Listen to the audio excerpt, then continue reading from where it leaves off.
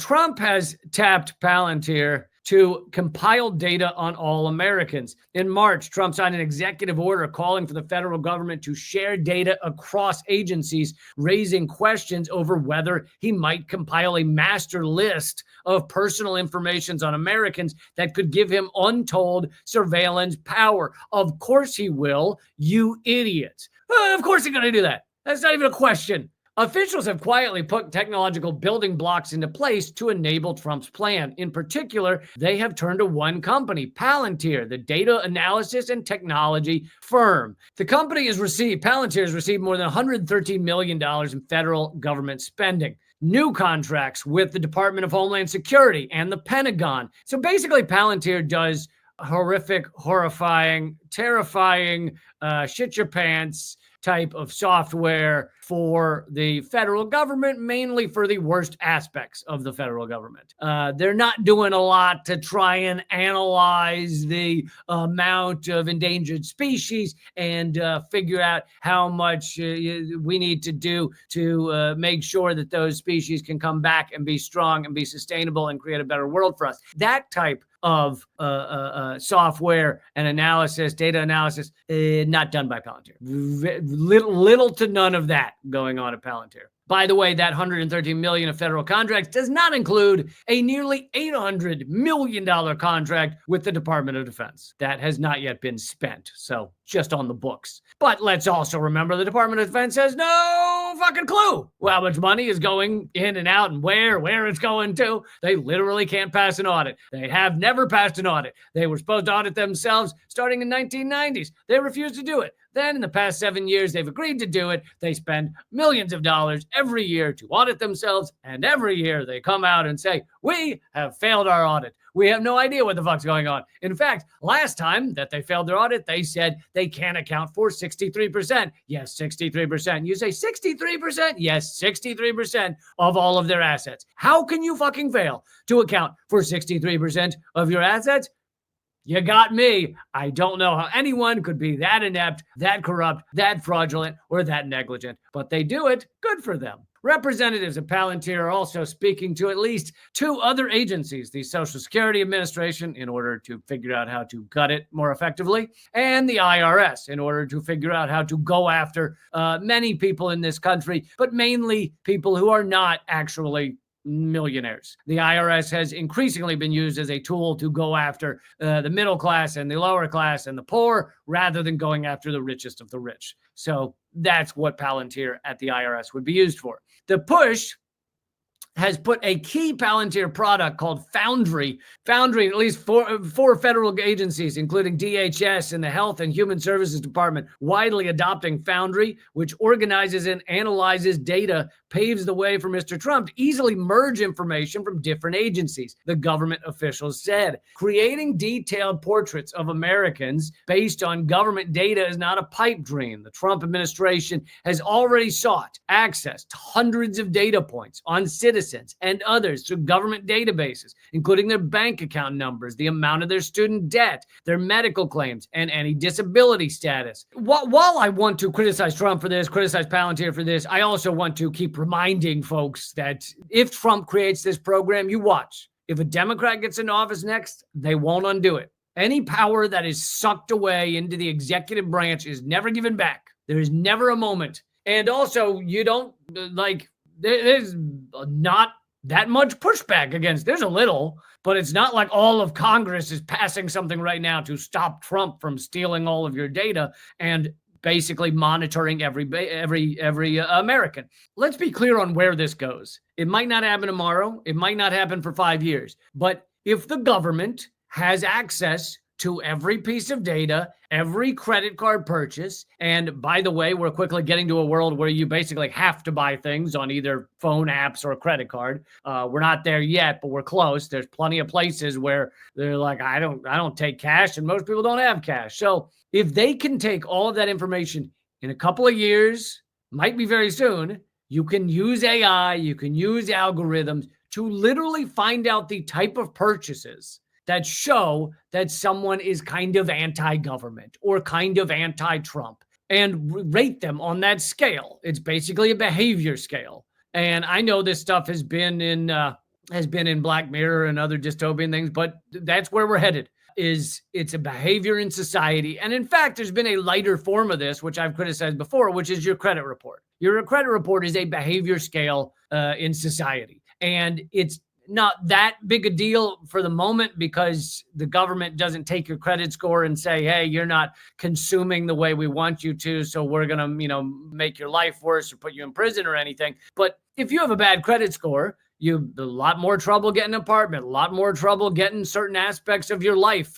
to be functioning properly. So it's like a credit score, but amped up a lot higher. And plus, we're now getting to the point where everybody uses credit card for everything. But that's where this is headed. And then they can arrest you for pre-crime, which is what they're already doing with immigrants and with the students that they're kicking out of the country. A lot of it's for pre-crime. A lot of it's like, oh, we saw online that you liked Free Palestine posts and you're a foreign student in the U.S. Well, that might mean one day you might be bad for this country, bad for our pro-Israel genocide horror show. So let's just kick you out now for that pre-crime. Mr. Trump could potentially use such information to advance his political agenda by policing immigrants and punishing critics. Democratic lawmakers and critics have said. Yeah, except for all the Democrats that haven't said shit. Privacy advocates, student unions, and labor rights organizations have filed lawsuits to block data access, questioning whether the government could weaponize people's personal information. Palantir's selection as a chief vendor for the project was driven by Elon Musk's Department of Government Efficiency. So clearly Musk and Peter Thiel are friendly again if Musk is the one putting Palantir up for this. According to government officials, at least 3 DOGE members formerly worked at Palantir, while 2 others had worked at companies funded by Peter Thiel, an investor and founder of Palantir. Also, J.D. Vance, the vice president, was basically created by Peter Thiel. I mean, I'm not going to get into J.D. Vance's whole past, but, he's reinvented himself a few times. He's well known for writing a book about West Virginia, even though he's not from there, but he pretends he is. There's clips, I played them on Unredacted Tonight, of J.D. Vance saying he's a never Trumper and Trump's racist and terrible. And anyway, he's been reinvented and he's funded by Peter Thiel. And that's what scored him the vice presidential spot. So Peter Thiel has a direct line into the White House. Some current and former Palantir employees have been unnerved by the work, which is kind of crazy. Like, you get involved with Palantir, you don't know it's a horror show. That's like, how dumb do you have to be? The company risks becoming the face of Mr. Trump's political agenda, 4 employees said, and could be vulnerable if data on Americans is breached or hacked. Yeah, breached or hacked. However, how about the fact that Palantir almost definitely has a backdoor into this stuff so that they can use it however they want? Like, does anyone think Peter Thiel? No, he's just a real moral guy, and he would make sure there are no backdoors to any of this data that Palantirs collect. Right. Several tried to distance the company from the effort, saying any decisions about a merged database of personal information rest with Mr. Trump and not the firm. Oh, we're just a data version of an AR-15 that's been handed to Trump. It's not our fault. All we did was make the thing. It's kind of like the people pushing the buttons that drop the bombs in Gaza. Look, all I did was we just decided who to drop the bomb on and then push the button. And at that point, that's not in our hand. Like, that's up to the missile. Like,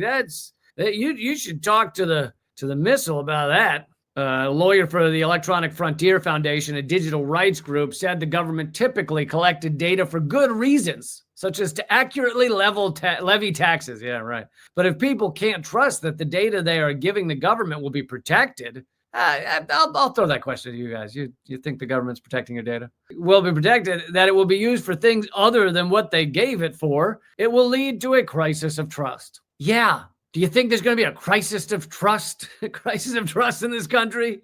Do you think you can trust these goons from either side of this so-called two-party system? You know what I was marveling out the other day is, they want us to say, oh, China's evil because they don't have democracy, and our proof that China doesn't have democracy is they only have one party, okay? They have the Communist Party. You can't really vote outside of it. However, they do vote a lot, and they actually can change policies in their hometown largely, or their area of the country, et cetera. And that does happen a lot. But in the US, you can't really seem to change anything depending on what we vote for. You can even vote for a ballot initiative, and then the government in that, like Washington, D.C., where I used to live, just goes, oh, yeah, we know you voted for that, but yeah, we don't care. But anyway, what I was going to say is, oh, China only has one party. Well, the truth is, the US only has one party. So who are we to say China only has one party? The US has one basically allowable party, the Capitalist Party. China has the Communist Party. The US has the Capitalist Party. There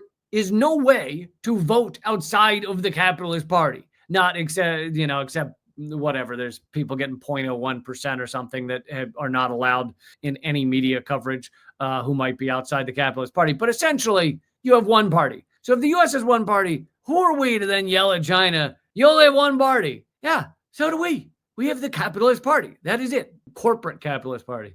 Anyway, let's see. Last little thing. The government contracts also span the Defense Department, Centers for Disease Control and Prevention. During the pandemic, Biden used Palantir to distribute vaccines. So Palantir's been just, gotta love them. They've just been around for past several years doing wonderful work. Palantir also recently began helping Immigration and Customs Enforcement, ICE enforcement, and removal operations teams. Oh, so basically exactly what you just saw in San Diego.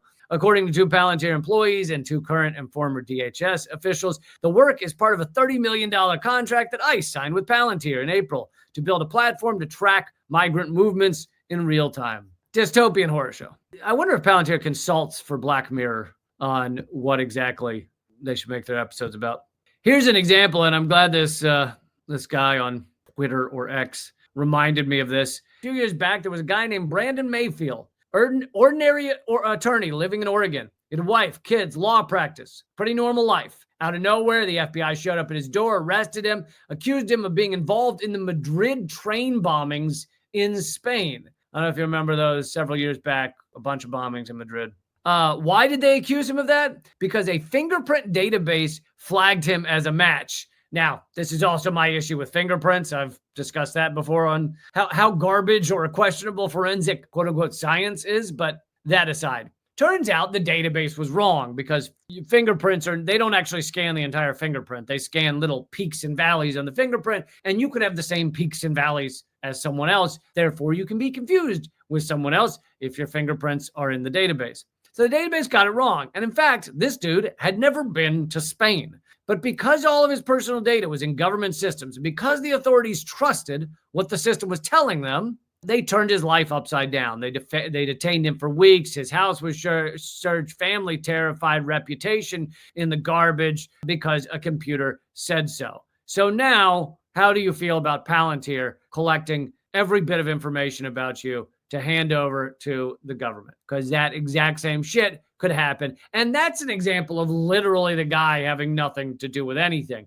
But you could also have people where it's like, you donated to a Free Palestine charity. Well, we've decided that charity is a terror group because we feel like it. Oh, well, you're now funding terrorists. Like, they could do all that shit.